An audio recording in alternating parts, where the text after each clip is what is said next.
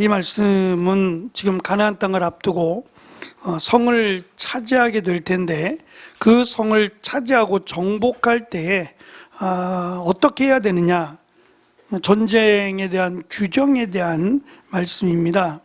전쟁에 대해서는 이미 7장에서 언급한 바가 있는데, 여기서 말씀하는 전쟁은 전쟁하는 절차 그리고 방법에 맞춰져 있어요. 물론 세세한 내용들은 없습니다. 그런 것을 내용으로 삼지 않는다는 거예요. 우리가 앞에서 레위기를 보면서 좀 의아해한 것이, 레위기면 레위인들을 향해 썼을 것이고 레위인들의 규정이 들어가 있어야 되는데 전혀 그렇지 않고 제목만 레위기지 사실은 이스라엘 백성들이 알아야 할 기본적인 내용들이었잖아요. 마찬가지로 전쟁에 대한 내용이지만 전쟁의 매뉴얼이 아니에요. 전쟁은 이렇게 해야 된다라는 구체적인 방법이 제시되어 있지 않고, 특별히 이 전쟁이라고 하는 것은 사실 모든 것을 무너뜨릴 수 있어요.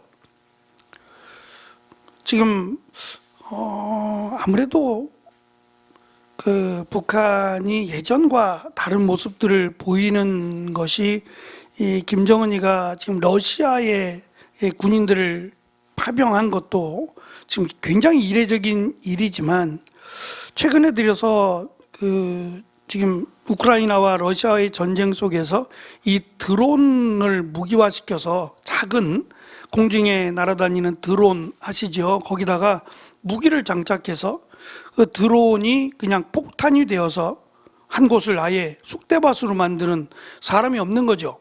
기계가 전쟁하라는 겁니다.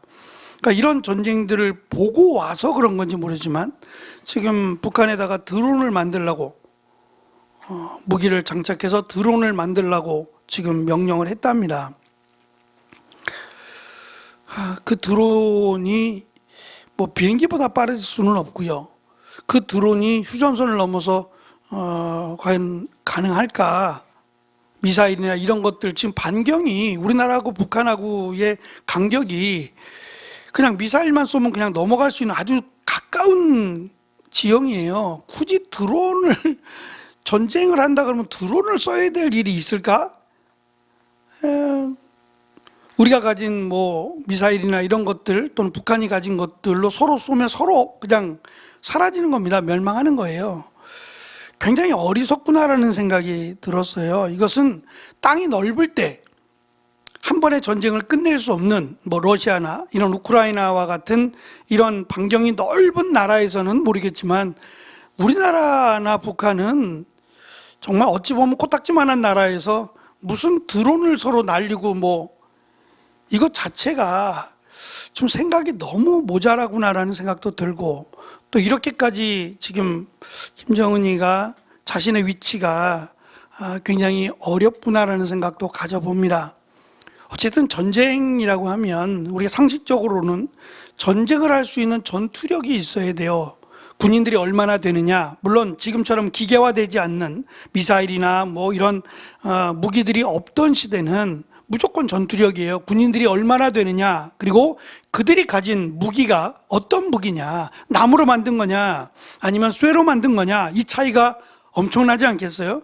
이것이 전쟁을 이길 수 있는 가장 기본적인 이기는 방법인데, 오늘 말씀해 보면 뭐 우리가 여호수아서를 읽거나 또는 이제 약속의 땅에 들어가서 계속 전쟁을 하게 될 때에도 이스라엘만큼은 전쟁에 이기고 지는 것이 전투력이나 또는 전술이나 이런 무기에 있지 않아요. 오늘 말씀에도 모세가 이야기하는 것은, 너희들은 전쟁을 앞두고 가장 먼저 하나님 여호와를 온전히 믿으라는 거예요. 이게 하나님이 정말 살아계신 하나님이면 100% 맞는 말이에요. 그러나 하나님이 살아계시지 않으면 100% 지는 말이에요.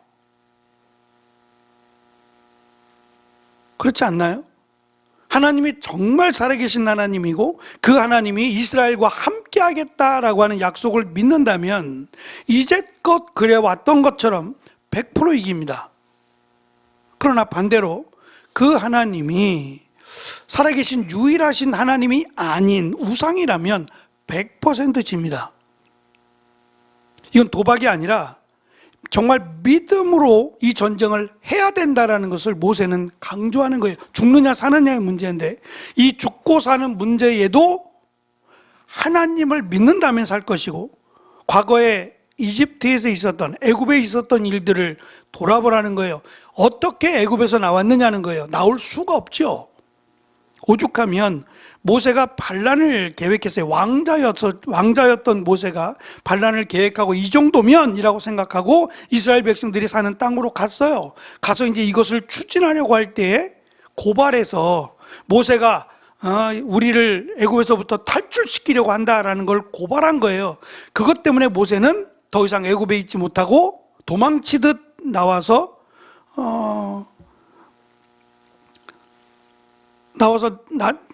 전혀 살아보지 못한, 전혀 기대하지 않았던 광야로 가서 객이 되어 살아갈 수밖에 없는 신세가 되잖아요. 그런 애굽에서 이스라엘이라고 하는 노예로 살았던 그 많은 이스라엘 백성들이 어떻게 나올 수 있었느냐는 거예요. 하나님이 다 하신 거잖아요. 10가지 재앙이라든지 홍해바다를 가른 것이라든지, 또 애굽의 군사를 홍해에 수장시켜 죽인 일이라든지, 이 모든 일들이 다 하나님이 하신 거잖아요. 그것을 지금 이 세대에는 아니에요. 남아있는 사람들이 몇 명 안 되죠. 모세나 아론이나 몇 명 되지 않아요. 대부분의 사람들은, 광야에서 태어난 사람들은 듣기만 했어요. 아버지로부터 이제 다 들은 이야기죠. 그러나 이것이 그냥 흘러가는 옛 이야기가 아니라 실제로 있었던, 그리고 광야 생활 가운데 그들이 겪었던, 예를 들면 만나라든지 메추라기라든지 아니면 반석에서 물을 내셨다든지 하는 일들은 불과 얼마 전까지도, 아니면 지금도 그들이 경험하고 있는 일이에요. 이 일이 우연이라고 생각할 사람이 있을까요? 그렇다면 전쟁도 마찬가지라는 거죠. 그래서 가장 첫 번째가 하나님을 믿으라는 거예요. 이 하나님을 믿으라는 것 안에는 막연히 믿는 게 아니에요. 인격적인 하나님, 그리고 그 하나님이 우리에게 말씀하셨어요. 하나님이 원하시는 게 뭔지, 하나님이 싫어하는 게 뭔지를 다 말씀해 주셨어요. 그냥 막연히 믿습니다가 아니고, 저희가 골로새서를 했었는데 그 골로새서의 내용 가운데 이런 내용이 있어요. 너희가 그 거짓 교사들이 가르치는 것들에 휘말리지 말라고 하면서 몇 가지를 이야기하는데, 그 중에 하나가 뭐냐면 천사 숭배예요. 천사가 하나님의 말씀을 전달하는 역할을 해요. 우리가 잘 아는 가브리엘 천사도 그렇죠. 아이가 태어날 거다라고 전달하잖아요. 그래서 천사가 하나님의 말씀을 대변해주고 전달하는 역할을 하다 보니까 이 천사가 마치 하나님께 가까운 사람, 영적으로 가까운 존재, 우리 눈에 보이지 않지만 가까운 존재라고 여겨져서 천사를 숭배하게 돼요. 이것만 하는 게 아니라 천상이라고 하는 하늘과 관련된 일들, 예를 들면 환상에 대한 체험, 우리가 실제로 경험할 수 없지만 환상으로 또는 꿈으로 이 경험할 수 있는 경험이 아니라 보기를 원하는 이런 체험들에 대해서 마치 진짜인 것처럼 이야기하는 거예요. 내가 이런 걸 봤다, 내가 이런 걸 경험했다, 이런 식으로. 이런 것들이 현혹되지 말라고 이야기합니다. 중요하지 않다는 거예요. 심지어는 바울도 하늘이라고 하는 3층천이라고 이야기합니다만 우리가 바라보는 하늘이 아닌 또 다른 하늘이라고 하는 것을 보았어요. 보았음에도 불구하고 그것에 대해서 자랑하거나 또는 그것에 대해서 부풀려서 말하거나 하는 일들을 하지 않았어요. 중요하지 않다는 거죠. 정말 중요한 것은 하나님의 말씀, 그 말씀이 천지를 창조했고 그 말씀이 능력이고 그 말씀이 곧 하나님이시기 때문에 하나님의 말씀이 중요한 것이지 우리가 느끼고 우리가 보고 우리가 경험하길 바라는 것들이 중요하지 않다는 거예요. 근데 사람들은 여기에 그렇게 관심이 많다는 거예요. 인간의 한계를 느끼니까. 그래서 오늘 말씀이 세 가지인데, 첫째는 전쟁에 참여할 군인들, 어떠한 군인들을 전쟁에 참여시킬 것이냐, 군인들의 기준이 뭐냐에 대한 내용이고, 두 번째, 정복했을 때 그 정복한 사람들 어떻게 할 거냐. 세 번째, 포위된 성읍, 전쟁이 좀 길어지게 되면 그 성을 포위할 텐데 그 포위할 때에 이 성읍들 또는 주변의 나무들을 어떻게 할 거냐에 대한 내용을 담습니다. 먼저 말씀드린 전쟁이라고 하는 것을 참여할 때 가장 먼저 중요한 것은 이 전쟁이 하나님이 하라고 한 거냐. 가장 중요한 거 그겁니다. 우리가 원해서 우리의 뜻대로 하는 전쟁이 아니라 하나님이 하라 하신 전쟁이냐가 중요해요. 그러니까 전쟁을 하라 하지 말라 하나님이 어떻게 말씀하셨는가가 중요하다. 이제 그것이 중요하면 전쟁을 하게 될 때에 하나님의 말씀을 우리가 따르고 있느냐, 하나님을 하나님으로 믿고 있느냐, 이 믿음을 먼저 점검해 보라는 거예요.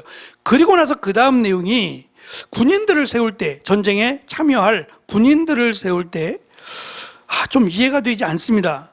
3페이지 보시면 제가 이렇게 간단하게 정리를 해왔는데, 집을 짓고 준공식을 하지 못한 사람은 집으로 돌려보내라. 포도원을 만들어 놓고 아직 열매를 맛보지 못한 사람도 돌려보내라. 약혼은 했는데 결혼을 아직 하지 않은 사람도 돌려보내라. 전쟁에 대해 주체할 수 없는 두려움이 없는 사람도 돌려보내라. 이 네 가지지만 그럼 누구를 전쟁에 쓰라는 얘기예요? 지금 전쟁하게 되면 우리나라도 전쟁하면 지금 제가 정확하게는 모르겠어요. 제가 언제부턴가 민방위에 속해 있지 않아 이제 총도 주지 않는 거예요. 저는 총도 잡을 수 없다고 생각하는지 민방위에서 빼버렸어요. 그래서 이제 모집도 안 되고 그런데 막상 전쟁이 되면 글쎄 총을 들고 싸울 저기가 있을까 모르겠는데 만약에 그런 상황이 주어지면 총을 주겠죠. 어떤 총인지 모르겠어요. 한 번도 쏴보지 못한 총일 수도 있는데 하여튼 진짜 총으로 싸우게 될까 모르겠는데 그때가 되면 누구든지 나서서 전쟁을 해야 될 거예요. 가족을 위해서도 그렇고 전쟁을 참여해야 될 겁니다. 그만큼 전쟁이라는 것은 무엇을 막론하고 가장 우선시돼야 될 거예요. 죽느냐 사느냐의 문제가 되니까. 근데 여기 지금 네 가지가 집을 졌고 집을 졌어요. 그리고 아직 집에 못 들어갔어요. 짓고 있는 중이에요. 그럼 돌아가라. 포도나무를 심고 아직 첫 열매, 그러니까 포도나무가 바로 열매를 맺는 게 아니에요. 몇 년이 걸리거든요. 그 몇 년째 이제 포도의 열매가 맺힐 때가 됐다. 그러면 그 열매를 따보지도 못하고 전쟁에 참여하게 되는 사람이 있다면 돌아가라. 약혼하고 1년 뒤에 결혼하는데 약혼을 했는데 아직 결혼하지 않았다? 그러면 돌아가라. 겁나냐? 돌아가라. 그러면 네 번째에 해당되는 전쟁에 겁이 안 나는 사람이 어디 있어요? 특히 적이 우세해요. 적이 우세하다 생각이 들면 다 겁이 나죠. 우리가 잘 아는 그 사사기에서 기드온과 관련된 하나님 숫자를 줄이시잖아요. 맨 마지막에 몇 명으로 줄이시죠? 300명이잖아요. 아니 300명 갖고 무슨 전쟁을 해요? 두려워 떠는 자는 가라 그랬더니 옳다구나 좋다 그러고 떠나고 나서 300명 남잖아요. 그것도 물 먹는 모습으로 제대로 먹지 못하는 사람들 골라내서 보니까 300명. 그러니까 전쟁은 결코 이들이 한 게 아니다라는 게 확연하게 드러나게 하기 위해서 그런 거예요. 숫자를 줄이신 이유도 마찬가지고. 근데 이렇게 줄이고 한 이유가 뭘까? 결국 하고자 하는 말은 전쟁은 하나님이 하신다는 걸 강조하기 위함이에요. 능력이 있고 대단한 사람이 전쟁을 해서 우리가 전쟁을 이겼다 하지 못하게 하시겠다는 거죠. 제가 최근에 이래저래 이제 준비도 하고 또 참고도 하고 이렇게 보면서 천직이라고 하는 것에 조금 관심을 가졌어요. 천직이 천한 직업을 이야기하는 게 아니고 천직, 하늘 천자를 써서 하늘이 나에게 내린 직업이란 뜻이에요.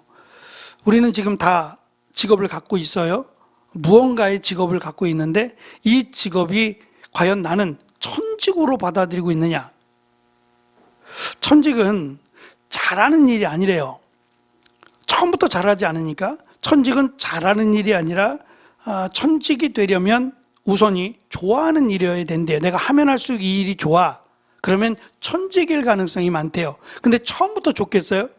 그래서 다양한 일을 해봐야 된대요. 다양한 일을 해보고 나서 일단 내적으로 내가 그 일에 대해서 관심을 갖고 하다 보니까 하면 할수록 점점 좋아지는 일이 천직이 될 가능성이 많고, 두 번째는 외적인 요소예요. 다른 사람들이 볼 때 야 이건 너한테 천직이야, 너한테 딱 맞는 것 같아 라고 하는 외적인 소명도 있어야 된대요. 그러니까 내적으로 나 혼자 좋아서는 안 된다. 다른 사람이 보기에도 너한테 딱 맞는 것 같아 라고 하는 그런 소리를 들어야 된다. 그리고 세 번째가 가장 중요한데, 세 번째는 내가 이 일에 성실과 열심을 다해야 된대요. 왜냐하면 천직이라는 것이 한 번 해보고 딱 드러나지 않는다는 거예요. 시간이 거듭될수록 그것이 나에게 맞춰진대요. 맞춰지기 때문에 처음에는 힘들고 어쩌면 다른 일보다 더 힘들 수 있고 어려울 수 있대요. 근데 해 나가면서 느껴지는 거예요. 그렇기 때문에 그 일에 대해서 어떤 일이든지 간에 성실과 열심히 있어야 된다. 예를 들면 조금 해보고 나니까 나하고는 안 맞아. 그렇게 해서 포기하면 천직을 찾을 수 없대요. 조금 아이러니한 일일 수 있지만 하다 보니까 천직이 되기도 해요. 그래서 우리가 세상 가운데 일을 할 수밖에 없지만 이 천직인 것처럼 내가 하면서 기쁨과 보람을 느낄 수 있다면 가장 좋은 일이겠죠. 특별히 이 천직에 대한 책을 쓰면서 이분이 이런 얘기를 하더라고요. 나는 이 일이 너무 좋아. 내가 이 일을 하면 할수록 나는 너무 좋고 행복해. 그런데 생활은 안 돼요. 생활은 안 돼요. 생계가 안 되는 거예요. 예를 들면 음악이 좋아서, 나는 음악이 너무 좋아서 음악만 하면 막 견딜 수가 없고 막 밤이 새도 너무 좋아. 근데 굶어 죽어야 돼요. 그러면 이제 이럴 경우는 이거는 취미로 놔두라는 거예요. 아무리 천직이라도 생계가 우선이 돼야 된다는 거예요. 생계가 우선이 되고 생계가 보장이 되면 그 다음에는 내가 정말 좋아하는 일을 해도 된다는 거예요. 순위를 그렇게 놓더라고요. 이분의 생각이에요. 그거는. 어쨌든 제가 그 책의 내용도 보고 또 하면서 저도 이제 저를 봤어요. 저는 천직이라는 말을 쓰기보다는 과연 이 일이 나에게는 하나님이 정말 맡기신 사명인가가 제일 중요하겠죠. 늘 고민했었고, 처음에 이쪽으로 다시 올 때에, 사업을 내려놓고 올 때에 이 부분에 가장 많은 무게를 두고 기도했고 하나님의 뜻을 물었어요. 이제 와서 다시 묻는다는 건 아닙니다. 과연 내가 이 일을 어떠한 마음으로 하고 있느냐를 돌아봤어요. 기쁨으로, 감사함으로 변함없이 내가 감당하고 있느냐를 돌아봤어요. 그것이 천직을 대하는 사람의 마음이니까요. 지금 제가 이 말씀을 드린 이유가 뭐냐면, 전쟁이라고 하는 것도 그렇지만 지금 이스라엘 백성들이 하나님의 백성, 이것이 천직이라면 하나님의 백성으로 기뻐해야 돼요.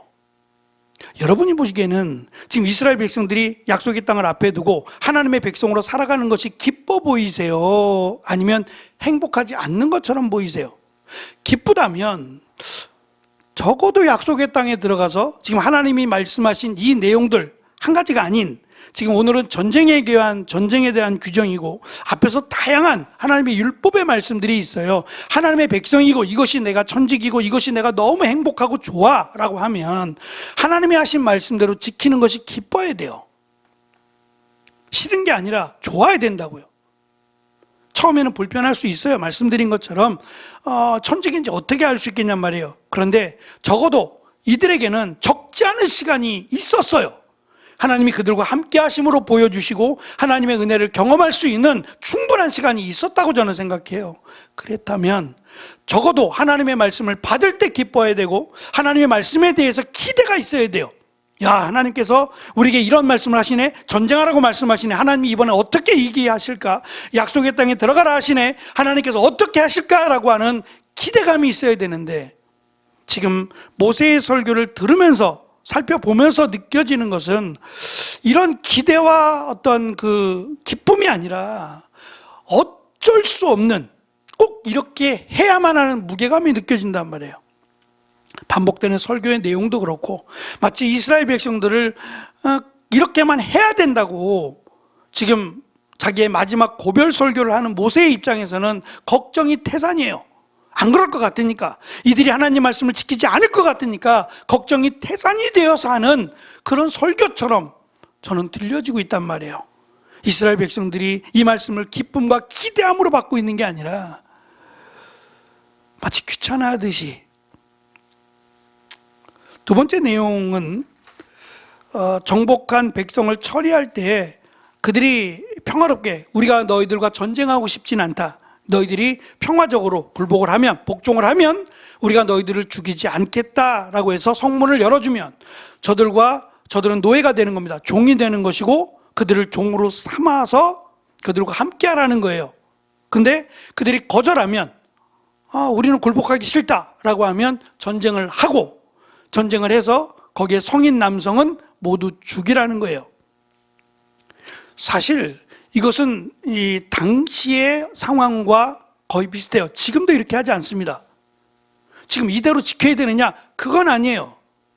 지금도 전쟁을 해서 평화협정을 맺고 그것을 따르지 않으면 전쟁하고 남자만 다 죽이고 애들과 여자들은 살려주고 그렇게 할 이유는 없어요. 이거는 구약적인 하나님이 약속의 땅에 들어가면서 주신 약속이기 때문에 그 약속이 지금도 유효하다 그런 말씀은 아니에요.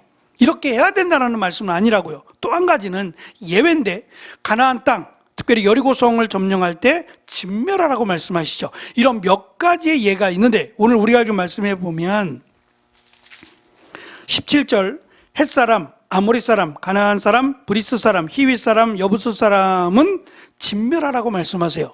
이들과의 전쟁에서는 아무것도 살려주지 말라는 거예요. 왜냐? 두 가지 이유인데 하나는 그들이 신을 섬기는 일을 여러분에게 가르치고 못된 일을 여러분들이 하게 되면 여러분들이 재앙이 된다는 거예요. 여러분들이 하나님으로부터 버림을 받을 것이기에 그들은 종교성이 짙은 사람들이고 우상과 이쪽에 당신들이 매혹될 만한 것들이 너무 많으니 아예 진멸하라. 이거는 신들의 전쟁이라고 말씀하시며 진멸하라고 말씀하신다는 거예요. 두 번째는 가나안 사람들이 저지른 온갖 역겨운 죄들에 대한 하나님의 심판이기 때문에 진멸하라는 거예요. 이게 사실은 쉽게 끊어지지 않아요. 우리가 잘 아는 여호수아서에서도 이스라엘이 가나안 땅에 들어가서 그 땅을 점령해 나갈 때 아무래도 이스라엘과 싸워서는 죽겠다 생각해서 거짓을 꾸미죠. 멀리서 온 것처럼 옷도 찢고 막 이렇게 해서 자기들은 멀리서 왔고 우리들을 노예로 써달라고 종으로 써달라고 하지만 그들의 실제 모습은 끝까지 이스라엘을 괴롭혀요. 이 말씀을 우리가 이 시대를 살아가면서 어떻게 받아들여야 될까? 저는 우리가 이 악하고 죄를 지은 사람을 용서해야 되는 마음은 변함이 없어요. 용서해야 됩니다. 그들을 위해서 기도해야 되고 그들을 위해서 변화되기를 기도하는 건 우리의 몫이에요. 그러나 그들과 친하는 건 또 다른 문제라고 생각해요. 사도 바울이 그런 표현을 쓰잖아요. 악은 모양이라도 버리라. 왜 이런 말을 해야만 했을까?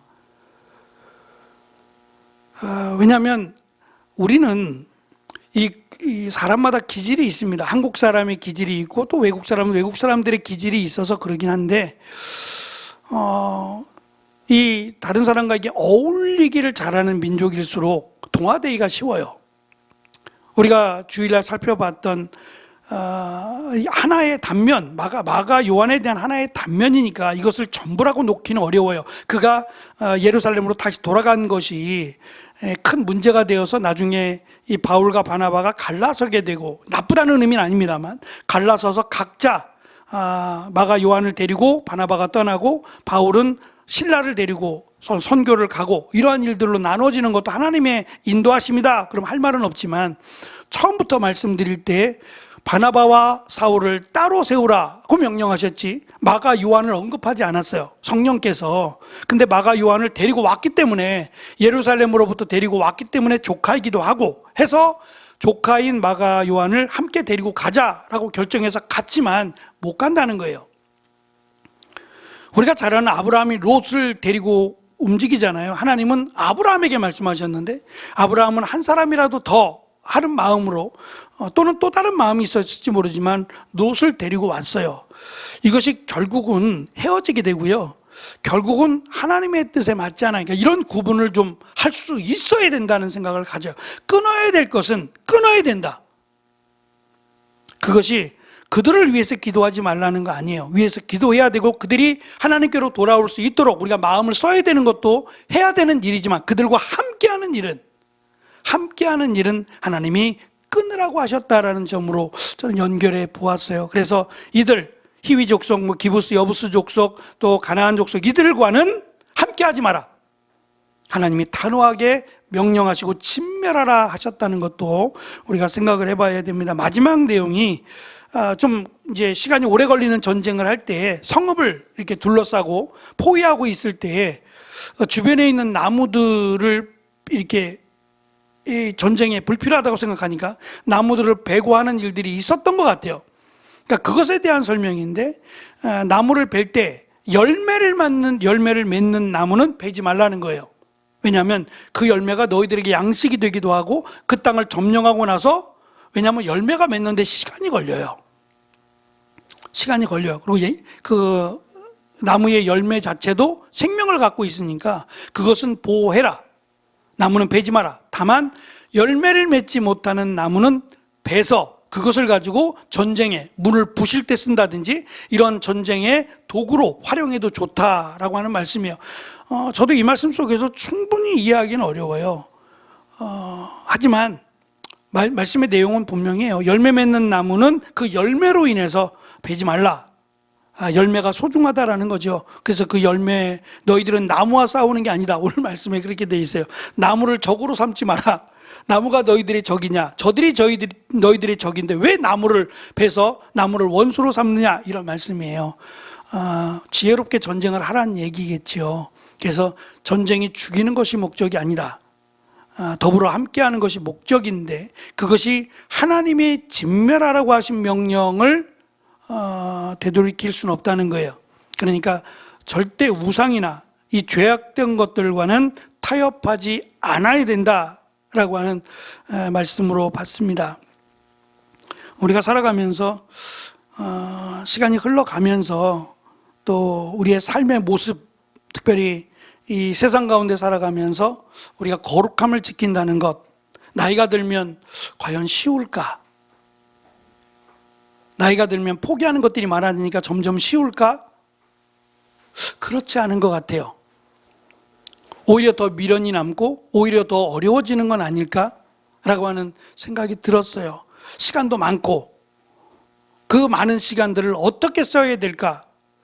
저희가 좀 고민해 봐야 되지 않겠나라는 생각을 가져보았어요. 의미 있는 삶, 하나님이 부르실 때까지 의미 있는 삶, 가치 있는 삶을 살기 위해서 준비하고 또 그 삶을 늘 살아감으로, 지금도 살아감으로 살아간다면 나이가 들어도 변하지 않지 않을까요? 우리가 살아왔던 삶의 모습이 있으니까 저는 그 삶도 굉장히 중요하다라는 생각을 가져보았습니다. 전쟁을 앞에 놓고 하나님이 믿음을 강조하시고 하나님을 온전히 믿고 그 말씀에 순종하라는 말씀, 이 말씀을 우리가 기억하고 우리가 살아가면서도 전쟁은 아니지만 우리의 삶 속에서 하나님이 역사하시고 함께 하신다라고 하신 귀한 말씀을 우리가 기준으로 조금 더 힘쓰며 나아가는 2024년 마지막을 살아내는 우리가 되기를 소망합니다. 기도하겠습니다.